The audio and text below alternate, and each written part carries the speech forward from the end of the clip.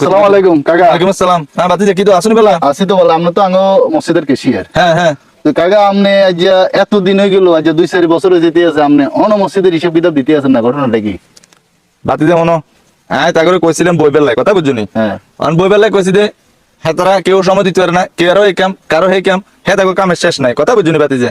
এ আল্লাহ আইকো আর আস্তে ধীরে ভরে দিম না কাকা, আপনার এইসব নেগলেন্সির কারণে এলাকার বাসী আমারে বিচার দিতে আছে। আপনার বিচার আমার কাছে আসে, এটা তো কামনা করি না চাচা।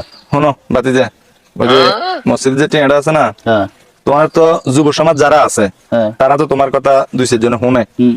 আমিও তোমারে স্নেহ করি কথা বুঝুনি। তো ওই মসজিদের টেঁড়া অন্য একটা কামও লাগাইছি কথা বুঝুনি, এই কারণে আমি বেশি একটা হিসাব দিতেছি না। আমি হিসাবটা খুব দ্রুত বই দিয়ে দিম কথা বুঝুনি, এটা লইয়া তুমি টেনশন করবে না। এ কাকা, আমরা এটি ছাড়তেন না, আপনি শেষকালে মসজিদের টাকাটারও আমরা ছাড়লেন না কেন? এটা লাগাই দিলেন আরে বাতিজা তুমি বুঝলে না আমার কথাটা, আমি তোমার ঘরে বুঝে কইম, ঘরে কইম না, বুঝে। শোনেন না কাকা, এটি ছাড়তে পারেননি।